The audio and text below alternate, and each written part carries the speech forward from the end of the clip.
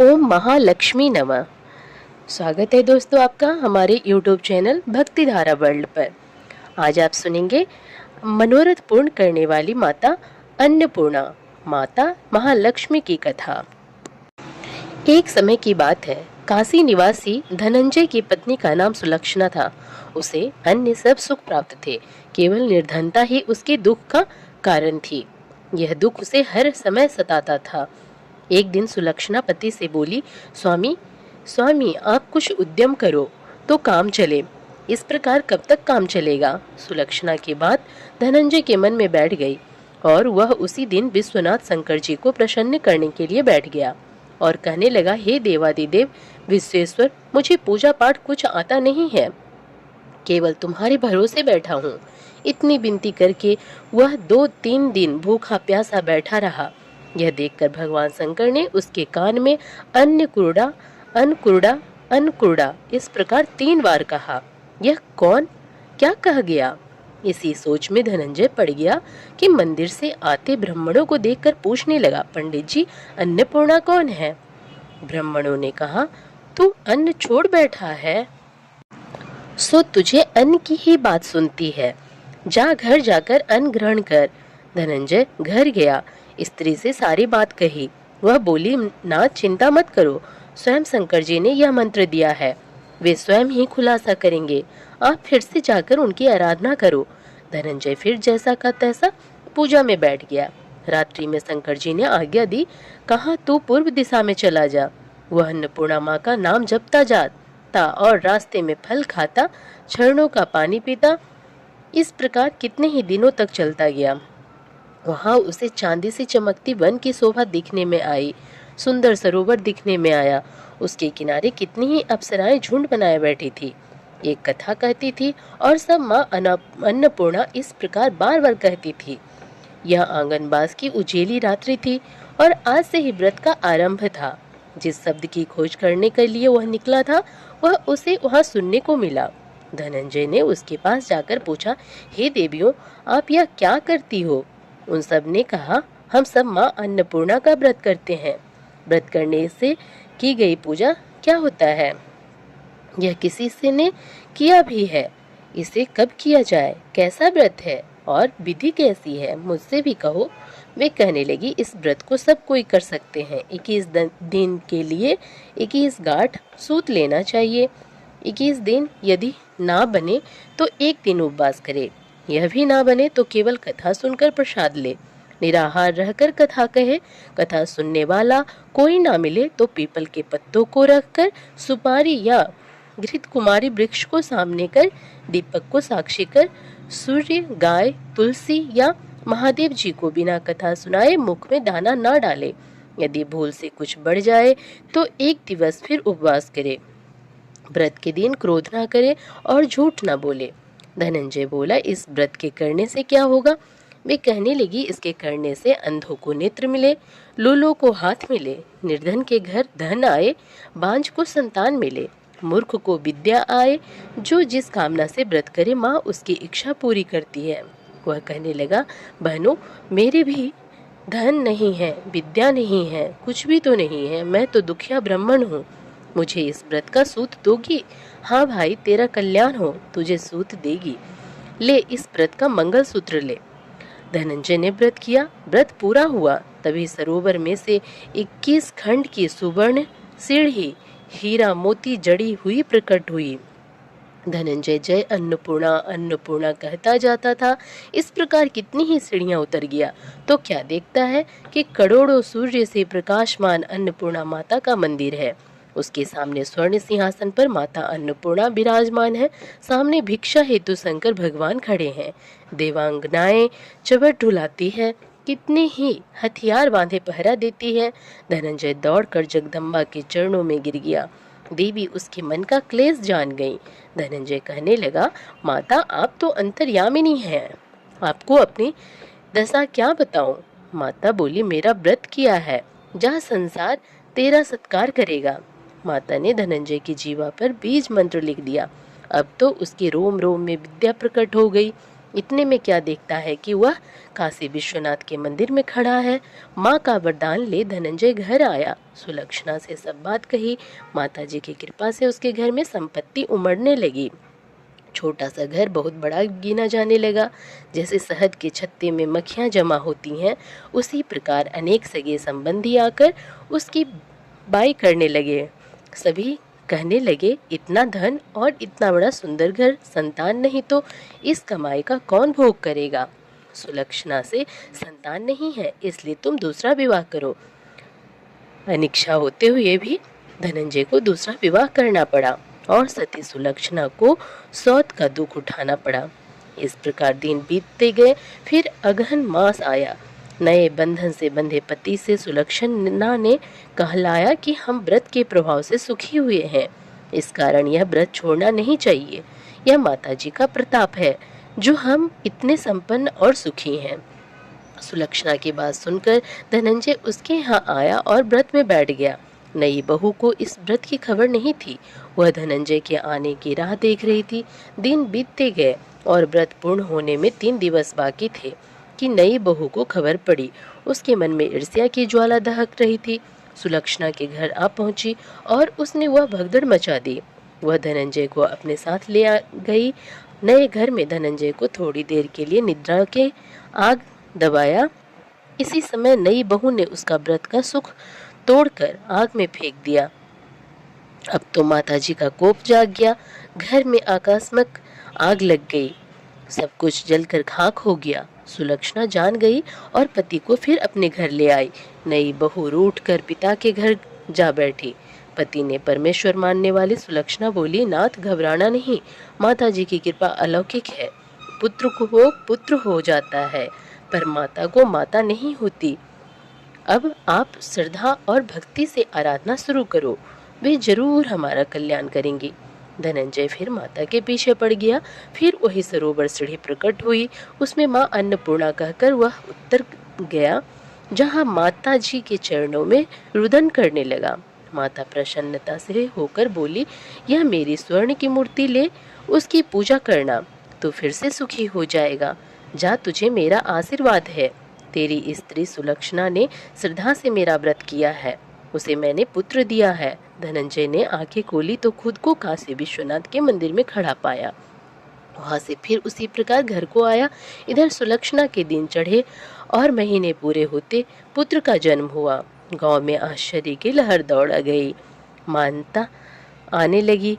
इस प्रकार उसी गांव के निसंतान सेठ के पुत्र होने पर उसने माता अन्नपूर्णा का मंदिर बनवा दिया। उसमें माताजी धूमधाम से पधारी, यज्ञ किया और धनंजय को मंदिर के आचार्य का पद दे दिया गया। जीविका के लिए मंदिर की दक्षिणा और रहने के लिए बड़ा सुंदर सा भवन दिया। धनंजय स्त्री पुत्र सहित वहां रहने लगा। माताजी की चढ़ावे में भरपूर आमदनी होने लगी। उधर नई बहू के पिता के घर डाका पड़ा, सब लूट गया। वे भीख मांग कर पेट भरने लगे। सुलक्षणा ने यह सुना तो उन्हें बुलावा भेजा, अलग घर में रख लिया और उनके अन्न वस्त्र का प्रबंध कर दिया। धनंजय, सुलक्षणा और उसका पुत्र माताजी की कृपा से आनंद से रहने लगे। माताजी ने जैसे इनके भंडार भरे वैसे सबके भरे। तो प्रेम से बोलिए, अन्नपूर्णा माता की जय हो। अब आइए सुने लक्ष्मी माता की कहानी। एक दिन लक्ष्मी जी की बड़ी बहन ज्येष्ठा ने उनसे कहा, बहुत दिनों से एक बात मेरे मस्तिष्क में कौध रही है, सोचती हूँ कि तुमसे पूछूं या नहीं। लक्ष्मी जी ने मुस्कुरा कर कहा, ऐसी क्या बात है बहन, मन में जो कुछ भी है निसंकोच पूछो। वैसे भी कोई बात मन में ना रखकर उसका समाधान कर लेना ही बुद्धिमानी है। तब लक्ष्मी ने कहा, मैं अक्सर यही सोचती रहती हूँ कि सुंदरता में हम दोनों बराबर हैं, फिर भी लोग तुम्हारा आदर करते हैं और मैं जहाँ भी जाती हूँ वहाँ उदासी छा जाती है। मुझे लोगों की घृणा और क्रोध का शिकार होना पड़ता है, जबकि हम दोनों सगी बहनें हैं। ऐसा क्यों? तब लक्ष्मी जी ने हंसकर कहा, सगी बहन या समान सुंदरता होने से ही आदर नहीं मिलता, उसके लिए अपने को भी कुछ करना चाहिए। लोग मेरा आदर इसलिए करते हैं क्योंकि मैं उनके घर पहुंचते ही सुख के साधन जुटा देती हूँ। संपत्ति और वैभव से आनंदित होकर लोग मेरा उपकार करते हैं, मानते हैं। तभी मेरी पूजा करते हैं। उधर तुम्हारा यह हाल है कि जिसके यहाँ भी तुम जाती हो उसको गरीबी, रोग और आपदा सहनी पड़ती है। इसी वजह से लोग तुमसे घृणा करते हैं, कोई आदर नहीं करता। आदर पाना है तो दूसरों को सुख पहुंचाओ। ज्येष्ठा को लक्ष्मी जी की बात चुभ गई। उन्हें लगा कि लक्ष्मी को अपनी महिमा का अभिमान हो गया है। उन्होंने तड़प कर कहा, लक्ष्मी तुम मुझसे हर बात में छोटी हो, अवस्था में भी और प्रभाव में भी। मुझे उपदेश देने का भी विचार ना करो। अगर तुम्हें अपने वैभव का अहंकार है तो मेरे पास भी अपना एक प्रभाव है। मैं जब अपनी पर आ जाऊं तो तुम्हारे करोड़पति भक्त को भी पल भर में भिखारी बना दूं। इतना सुनकर लक्ष्मी जी को हंसी आ गई और कहने लगी, बहन तुम बड़ी हो इसलिए कुछ भी कह लो, लेकिन जहाँ तक प्रभाव की बात है मैं तुमसे कम नहीं हूँ। जिसको तुम भिखारी बनाओगी उसे मैं दूसरे दिन रंक से फिर राजा बना दूंगी। मेरी महिमा का अभी तुम्हें पता ही कहाँ है। लक्ष्मी ने कहा, और तुम्हें भी मेरी महिमा का पता ही नहीं है। जिसकी तुम सहायता करोगी उसे मैं दाने दाने के लिए भी मोहताज कर दूंगी। लक्ष्मी जी ने कहा, देखो बहन, दाने दाने के लिए तुम उसे मोहताज कर सकती हो, जिससे मैं रूठ जाऊं, जिसके सिर पर मेरा प्रहस्त ना हो, उसका तुम कुछ भी बिगाड़ सकती हो। परंतु जिस पर मेरी कृपा दृष्टि है उसका कोई भी बाल तक नहीं बांका कर सकता। अगर तुम अपना प्रभाव दिखाने को इतनी ही उतावली हो रही हो तो कल अपना प्रभाव दिखाकर देख लेना। लक्ष्मी जी बोली, ठीक है, बोलो कहाँ चले। तब माता लक्ष्मी ने कहा, दूर क्यों जाएं, पास ही के गांव में एक ब्राह्मण रहता है, उसका नाम है दीनानाथ। वह हर रोज मंदिर में पूजा करने जाता है और मेरा पक्का भक्त है। उसी पर हमें अपनी अपनी महिमा दिखानी है। ज्येष्ठा को ताव आ गया। उन्होंने हाथ झटक कर कहा, ठीक है, देख लेना, कल तुम्हारा सिर ही झुक जाएगा। कहकर वह एक ओर चली गई। लक्ष्मी जी वहीं खड़ी बहन के क्रोध और अहंकार पर मुस्कुराती रहीं। दूसरे दिन दोनों बहनें गांव के विष्णु मंदिर में पहुंची। उन्होंने वेश बदल कर रखा था। साधारण स्त्रियों की तरह वे दोनों मंदिर के द्वार पर बैठ गईं। लोगों ने देखा तो अवश्य, लेकिन किसी ने उनकी ओर कोई खास ध्यान नहीं दिया। ध्यान देने वाली कोई खास बात थी भी नहीं। वह मंदिर था और वहाँ हर रोज दिन दुखी आते जाते रहते थे। वहाँ आने वाले सभी किसी न किसी परेशानी में घिरे रहते थे। फिर भला उन्हें किसी दूसरे की परेशानी से क्या सरोकार हो सकता था। थोड़ी देर बाद वहाँ दीनू पंडित आया। दोनों बहनें की नजरें उस पर जम गई। पूजा करके जब वह लौटने लगा तो ज्येष्ठा ने कहा, लक्ष्मी, वह तुम्हारा भक्त आ रहा है, बन पड़े तो कोई सहायता करो। माता लक्ष्मी ने कहा, हाँ करती हूँ। लक्ष्मी जी ने एक बोला बस दीनू के रास्ते में रख दिया जिसमें मोहरे भरी हुई थी। ज्येष्ठा ने बांस को छूकर कहा, अब तुम मेरा प्रभाव भी देख लेना। पूजा करके लौट रहे दीनू ने रास्ते में पड़ा हुआ वह बांस का टुकड़ा उठा लिया। उसका विचार था कि वह किसी का काम आ जाएगा। घर में 100 जरूरतें होती हैं। अभी वह पंडित कुछ ही आगे बढ़ा था कि उसे एक लड़का मिला। लड़के ने पहले पंडित जी से राम राम की, फिर बड़ी ही नम्रता से बोला, पंडित जी, मुझे अपनी चारपाई के लिए बिल्कुल ऐसा ही बांस चाहिए। दादाजी ने यह कहकर भेजा है कि जाओ बाजार से ले आओ। ऐसा बांस पंडित जी कहाँ मिलेगा? ने कहा कि मैंने मोल नहीं लिया, रास्ते में पड़ा था सो उठा लाया। लो, तुम्हें जरूरत हो तो तुम ही रख लो, वैसे बाजार में एक से कम का नहीं है। लड़के ने चवन्नी देते हुए कहा, मगर मेरे पास तो यह चवन्नी ही है पंडित जी। अभी तो आप इसे ही रखिए, बाकी 12 आने शाम को दे दूंगा। पंडित जी खुश थे कि वे बिना किसी हील हुज्जत के रुपया कमा लिया। दीनू पंडित ने चवन्नी लेकर बांस लड़के को दे दिया और वह चवन्नी अपने डोलची में रख दी। मंदिर के पास खड़ी दोनों देवियां सब सारी लीला देख रही थी। ज्येष्ठा ने कहा, लक्ष्मी, देखा तुम्हारी इतनी सारी मोहरें मात्र एक चवन्नी में बिक गई, और अभी क्या, यह चवन्नी भी तुम्हारे भक्त के पास नहीं रुकेगी। चलो उसके पीछे चलते हैं और देखते हैं कि क्या होता है। दोनों बहनें दीनू के पीछे पीछे चलने लगी। एक तालाब के पास दीनू ने डोलची रख दी और कमल के फूल तोड़ने लगा। उसी बीच एक चरवाहे का लड़का आया और डोलची में रखी हुई चवन्नी लेकर भाग गया। दीनू को पता ही नहीं चला, फूल तोड़कर वह अपने घर चलने लगा। इतने में वही लड़का आता हुआ दिखाई दिया जिसने चवन्नी देकर उससे बांस ले लिया था। करीब आकर वह बोला, पंडित जी, यह बांस तो बहुत बजनी है। दादाजी ने कहा कि कोई हल्का बांस चाहिए, इसकी चारपाई ठीक ना होगी।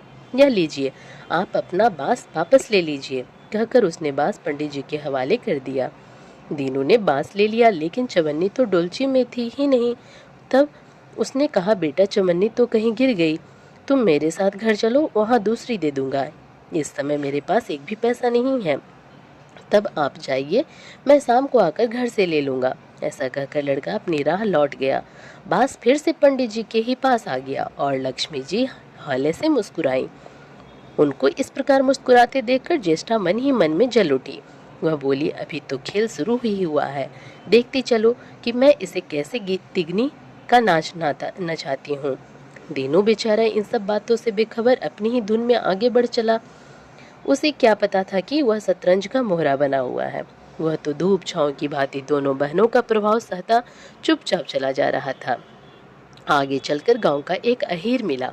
उसने दीनू को चवन्नी वापस करते हुए बताया, पंडित जी, मेरा लड़का आपकी डोलची से यह चवन्नी उठा लाया था। वह बड़ा ही शैतान है। मैं आपकी वही चवन्नी लौटाने आया हूँ। हो सके तो उस शैतान को माफ कर दीजिएगा।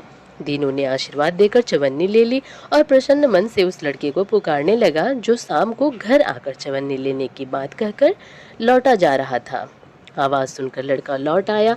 अपनी चवन्नी वापस पाकर वह भी प्रसन्न हो गया। दीनू पंडित निश्चिंत मन से घर की ओर बढ़ने लगा। उसके एक हाथ में पूजा की डोलची थी और दूसरे में वही 5 हाथ का लंबा बांस। राह चलते दीनू पंडित सोच रहा था, बांस तो काफी वजनी है तो मजबूत भी होगा, क्योंकि ठोस है।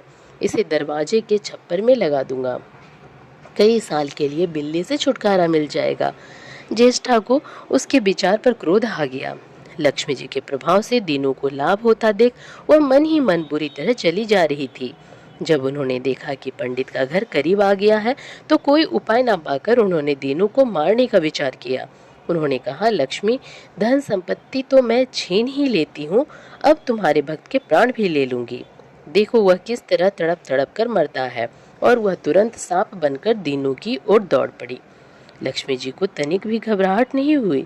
वह उसी तरह खड़ी मुस्कुराती रही। सहसा दीनू चौंक पड़ा। एक भयानक सांप फन उठाए उसकी ओर झपट रहा था।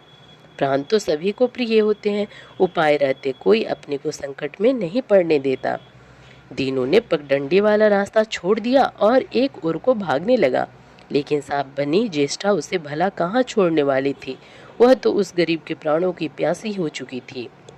वह भी दीनू के पीछे आगे दाएं बाएं बराबर दौड़ती ही रही। दीनू घबरा गया।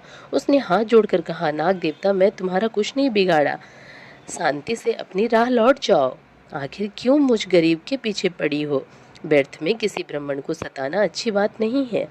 लेकिन वह नाग तो ज्येष्ठा का रूप था, जो दीनू को किसी भी तरह से डसना चाहती थी। प्रार्थना पर कुछ भी ध्यान न देकर वह सांप एक बारगी फुफकारता हुआ झपट पड़ा। जब दीनू ने देख लिया कि बिना संघर्ष किए अब जान नहीं बचेगी, तो उसने प्राण रक्षा के लिए भरपूर जोर लगाकर वही बांस सांप के ऊपर दे मारा। धरती से टकराते ही बांस के 2 टुकड़े हो गए और उसके भीतर भरी हुई मोहरे खनखना कर बिखर गई, जैसे लक्ष्मी जी हंस रही हों। दीनू के मुंह हैरतपूर्ण चीख सी निकली। अरे थोड़ी देर के लिए वह ठगा सा खड़ा आंखें फाड़े उन मोहरों की ओर देखता रहा। एक पल के लिए तो वह सांप को भूल ही गया, परंतु फिर जैसे उसे झटका सा लगा, सांप का ध्यान आते ही उसने उसकी ओर गर्दन घुमाई तो देखा कि बांस की चोट से सांप की कमर टूट गई है और वह लहूलुहान अवस्था में झाड़ी की ओर भागा जा रहा है। दूसरे क्षण मोहरों पर लौट गया और कहने लगा, तेरी जय हो लक्ष्मी माता, जीवन भर का दरिद्र आज दूर हो गया। तेरी महिमा कौन जान सकता है। चलो अब घर में बैठकर तुम्हारी पूजा आरती करूंगा। और फिर जल्दी जल्दी उसने सारी मोहरें अंगूठे में बांध ली और लंबे कदमों से घर की ओर चल दिया। पीछे एक पेड़ की छाया में खड़ी लक्ष्मी और अपनी बहन ज्येष्ठा से मुस्कुराकर पूछ रही थी, कहो बहन, सच बताना, बड़प्पन की थी, मिली की अभी नहीं? बड़प्पन किसी को कुछ देने में ही है, उससे छीनने में नहीं। ज्येष्ठा ने कोई उत्तर नहीं दिया। वह चुपचाप उदास खड़ी रही। लक्ष्मी जी ने उसका हाथ पकड़कर कहा, फिर भी हम दोनों बहनें हैं, जहाँ रहेंगी साथ ही रहेंगे। आओ अब चलें। तो प्रेम से बोलिए, लक्ष्मी माता की जय हो। दोस्तों, यदि आपको वीडियो अच्छी लगी हो तो प्लीज़ लाइक करें, चैनल को सब्सक्राइब करें, ज़्यादा से ज़्यादा लोगों तक शेयर करें। जय माता दी, जय महालक्ष्मी माता।